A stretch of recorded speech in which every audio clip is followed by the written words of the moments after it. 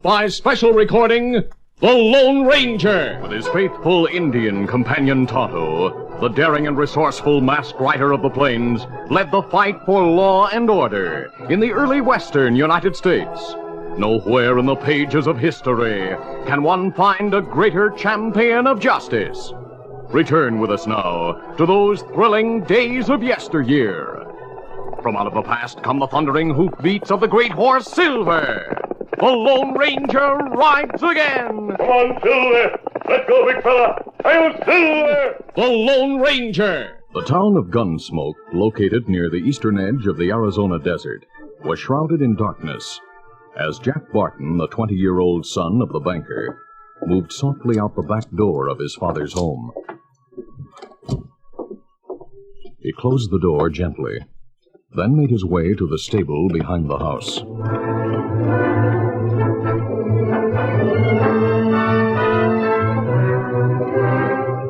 In the stable, he loaded supplies into a saddlebag, then proceeded to saddle his own black horse.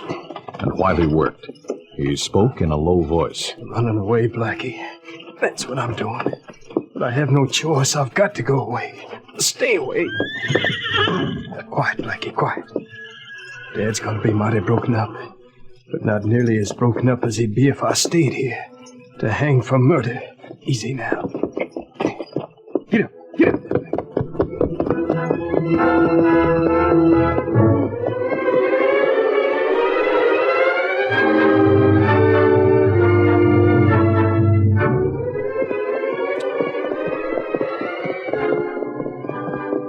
The son of the banker rode all night, heading west across the arid desert.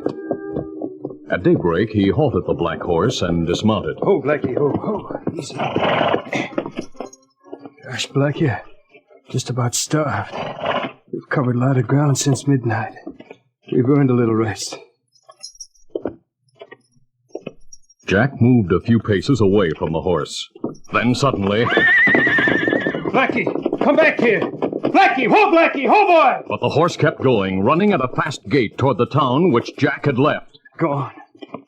I guess I'll have to travel on foot. Hungry, thirsty, with neither food nor water within many miles, the son of the banker continued west, on foot.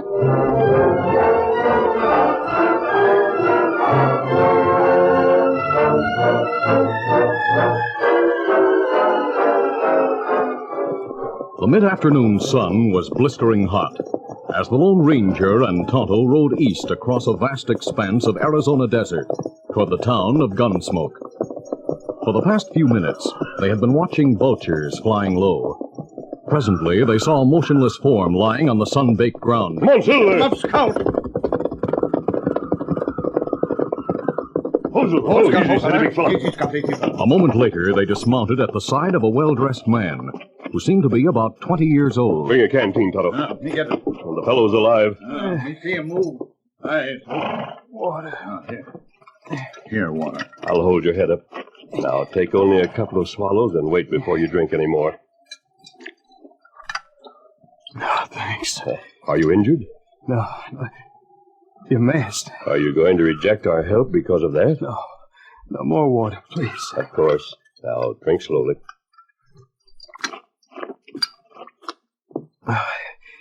It's good. If you hadn't come, I'd have died here. What's your name? Barton. Jack Barton.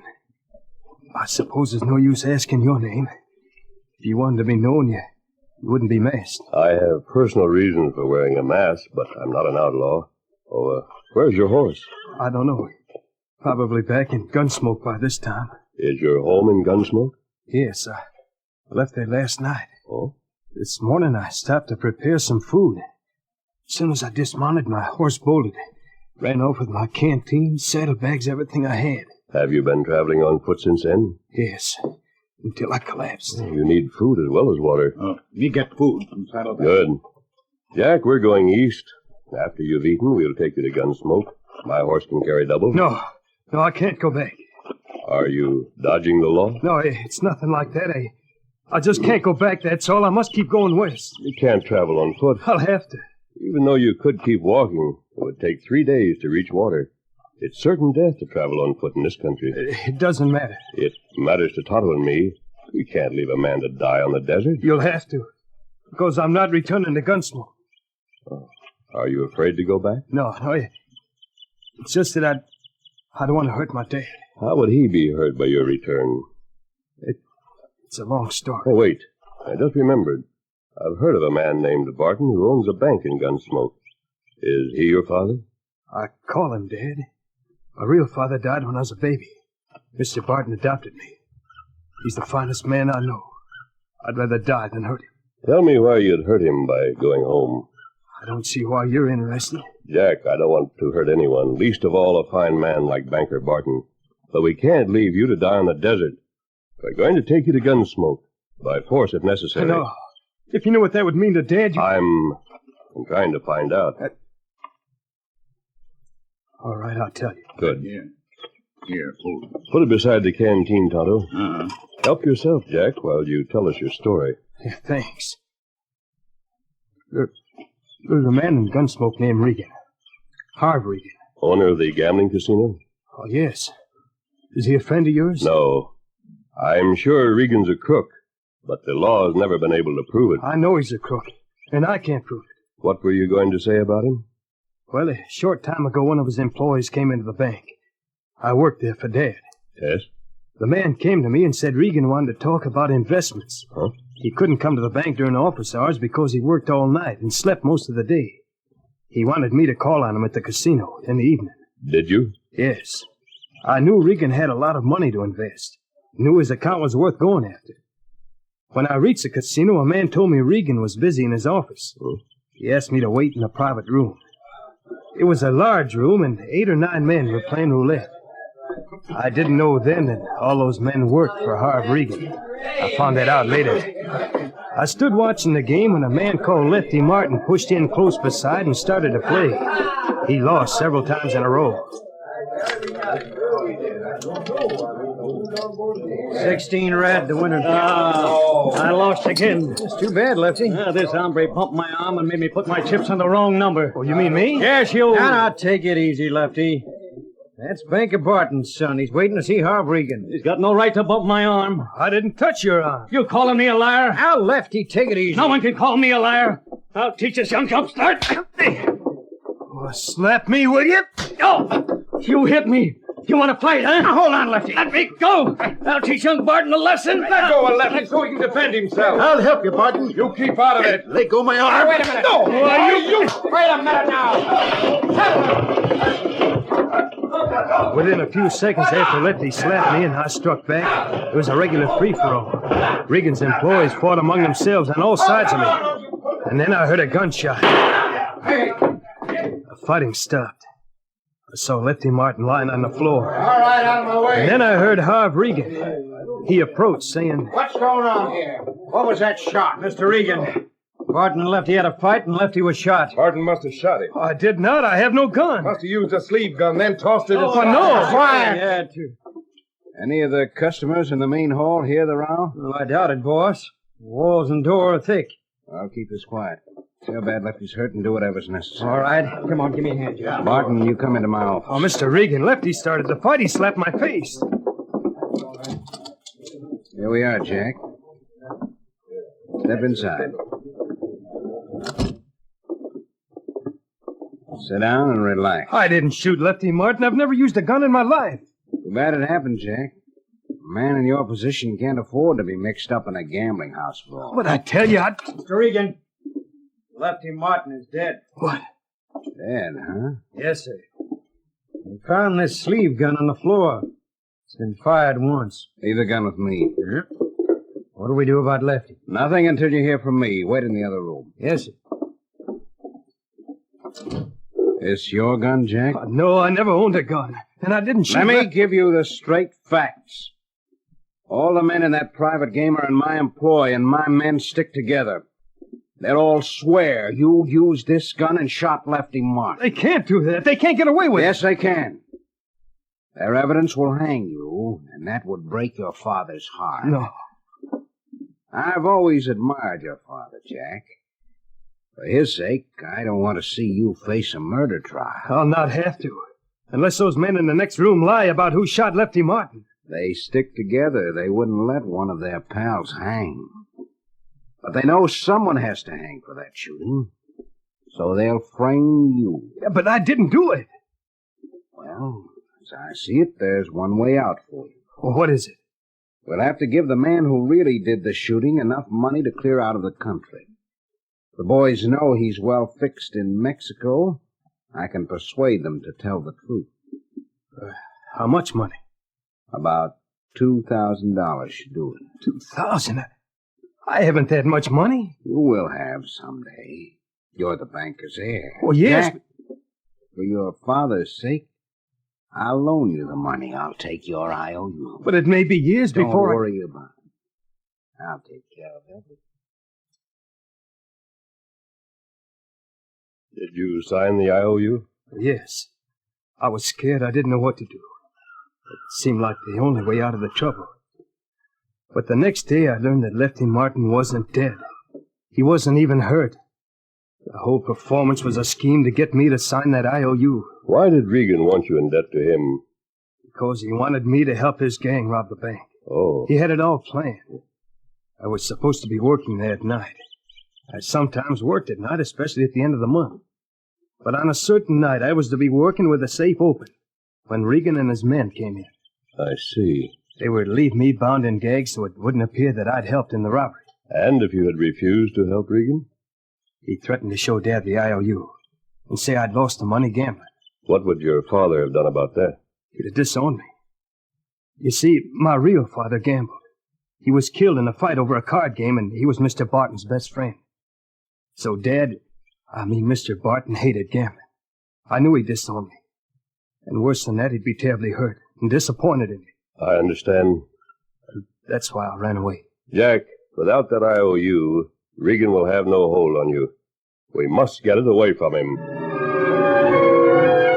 On the desert where the Lone Ranger and Tonto had saved his life, Jack Barton told of the circumstances which had forced him to leave his home.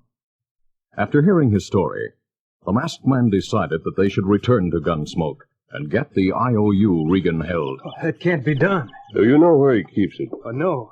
Probably locked up in his office, maybe in the safe. How late is the gambling casino open? Till 3 in the morning. But Regan stays there. He lives in the same building.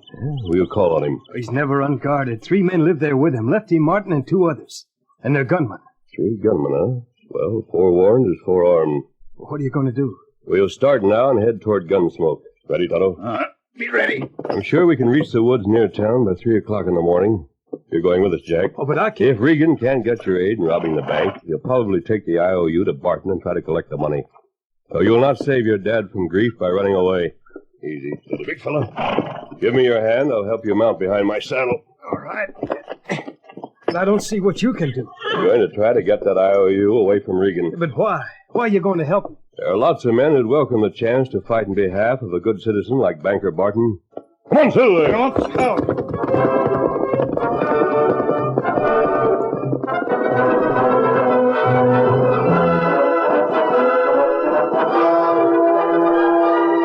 During the long ride, Jack Barton, responding to questions, told the Lone Ranger all he knew about the gambling casino and Regan's living quarters in the same building. It was shortly after 3 o'clock in the morning when the masked man and Tonto drew rein in the dark woods near the town of Gunsmoke. Fella. Dismount, Jack. I don't see how you expect to get that IOU from Regan. I've told you how well he's guarded. Easy, steady, big fella. We're going to try to draw the guards away from Regan. Then I'll speak to him alone. You got plan, Kimasabi? Yes, Tonto. Jack, you said Regan spends about an hour in his office after the casino is closed for the night. Well, that's right. He balances the cash and takes care of the books. It's a little after 3, so he's probably there right now. That office is in the rear of the building? Yes. What we do, Kimasabi? We'll ride to the edge of the woods behind the casino. You want me to go with you? No, Jack. I want you to wait right here until we return. Give me your word that you'll stay here, and I'll leave you untied. I'll give you my word. I'll stay until you return. Good. We'll see you later. What we do when we get behind casino? I'll tell you while we're on the way, Tonto. Easy, steady, big fella. Easy, fella. Come on, Silver. Come on, Scout.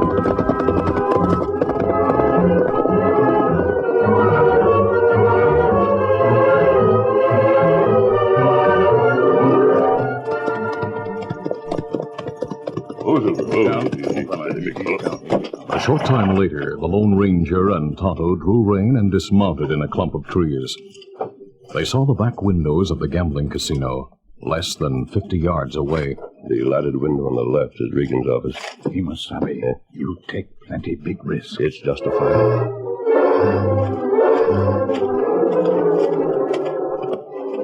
Leaving their horses at ground hitch, the two men walked softly across the open area until they reached the lighted window. Keep down, Tonto. I'll look through the window. You see Regan? Yes, he's seated at his desk, facing the other way. He's alone. Jack Sagard's always near. I know. Here goes. With the barrel of his gun, the Lone Ranger smashed the window. Hold it, Regan. You're covered. Mask! Yes, I'm here on business. Don't shoot. My hands are up. If you don't want me to shoot, move carefully. Go over here and open this window. Very well.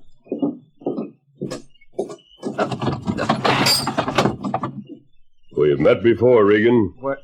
I turned you over to the law in Texas when you were a stage robber. You, the Lone Ranger? Right. Now step back to your desk while I climb to the window. Why are you here? What do you want? I did my stretch in jail. I'm clear with the law. I came for an IOU signed by Jack Barton. Oh. You did, huh? Yes. Where is it? I'm glad you came here. Very glad. I've often hoped the day would come when I could pay you for sending me to prison. Where is the IOU? You're not going to get it. In fact, you're not going to leave this room alive. No? Several men have come here with the intention of robbing me. And they've all fallen into the same trap. I see no trap. No?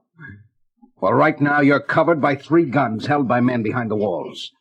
Look closely and you'll see the loopholes. There's one beneath that picture. There's another over there. Lefty, is he covered? Yeah, boss. We're watching him. You see? At a word from me, you'll be a dead man. Regan, not knowing that the Lone Ranger had anticipated the trap, smiled confidently. Tonto, outside the window, took careful aim at the single lamp that lighted the room. Have you anything to say before I tell my men to kill... Hank! Blacky! At the instant Tonto fired, the Lone Ranger dashed across the office and opened the door. Get him! The shots from the concealed gunman were too late. The masked man ran through the private gambling room, then through a door to the area behind the building. Come on, Tonto!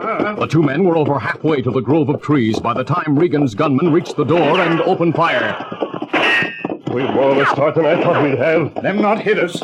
Night, too dark. Do it again! Get that masked man! In another moment, the Lone Ranger and Tonto reached their horses in the shelter of the trees. You know the plan. Me no. Tonto leaped to his saddle, but the Lone Ranger remained unmounted. He handed Silver's reins to the Indian. Here you are. Me lead him. Come on, Silver! Both horses raced away, but the masked man stayed behind. He crouched low, concealing himself in underbrush, and waited.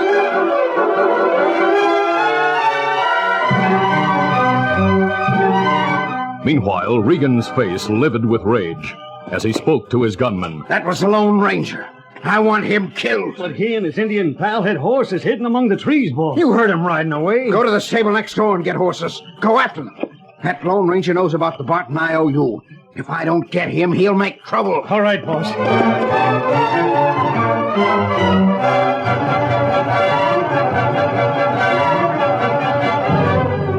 Regan went with the gunman to the stable.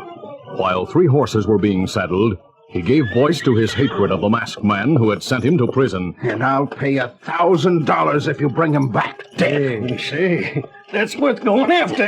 We're ready. Let's go. Come on, get up there.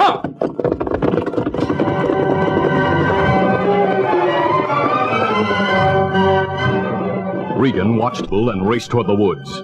Then he returned to the casino. In the main room, now empty, he helped himself to a drink. After lingering for several minutes, he went into his office. As he opened the door, he remembered that the lamp had been smashed by a bullet. He struck a match. And as he held it to the wick of an unbroken lamp, he observed with surprise that the wooden shutter had been closed on the broken window. I thought that shutter was open. Then, from a corner of the room, he heard a voice. You're covered. You! Yes, I returned as soon as your man rode past me in the woods. But- Keep your hands up while I see if you carry a sneak gun. Unarmed, huh? Yes. Yes, I'm unarmed. You can't shoot a helpless man. I've no intention of shooting you, Regan. But unless I get a certain IOU, I'm going to make you beg for a bullet to end your misery. Just to show you what I mean. That's just the beginning. Stand up. Come on, stand up. Wait, listen. We're alone now, Regan. No one to save you from this. No, Get off the floor. don't slap me again. Slapping's the least painful. But if you say so, I'll use my fists. Come on, get up. Let me go, please. I'll pay you. I told you what I want. All right, I'll give you that IOU. Where is it? In the safe. That safe right there. Then open the safe. But don't try any tricks. After more than 2 hours of riding, the three gunmen finally gave up the search for the Lone Ranger and Tonto. Tired and disheartened, they returned their horses to the stable. The boss is going to be mighty sore at us for not planning that masked man. Yeah. It's getting daylight. You think he'll still be up and waiting for us? Sure he will. You needn't worry about Regan. There he is, the masked man. You're covered here in the stable. Why What are you doing here? Waiting for you. Tonto and the sheriff are with me. That's right, boys. You're all heading for jail. Sheriff, I don't savvy. Take their guns, Tonto. You get him. The masked man persuaded Regan to open his safe. Do you know what he found there? Those papers Regan made us sign. Yeah, telling all about your past crimes. You got those? Sure did. Here's handcuffs for you. After leading you men on a wild goose chase, Tonto returned with my horse. I sent him to get the sheriff. I was sure surprised when I saw those papers. Regan made us sign them. Yeah, I know about that. He had to have a hold over you so as he'd know that you wouldn't double-cross him. I knew those papers would make trouble. And we have evidence to go with him. You crooks are due for a long stay in prison. Well, Regan's going with us. I can tell plenty about him. So can I. Me too. He's in jail right now on the strength of some stolen jewelry we found in his safe. Things that were stolen from the mayor's home. When we finish talking, he'll be there for keeps. Tonto, while you help the sheriff take these men to jail, I'll go and tell Jack Barton his troubles are over. I'll watch him burn a slip of paper and send him home to his dad. Adios. Adios, mister. Yeah. How did Jack Barton get that masked man to help him? I don't know, Lefty, but I reckon that any deserving man has a friend in the Lone Ranger.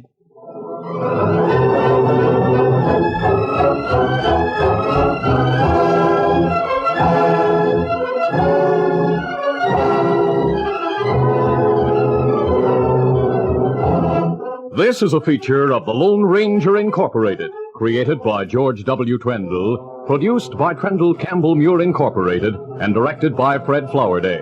Tonight's drama was written by Fran Stryker. The part of the Lone Ranger is played by Brace Beamer.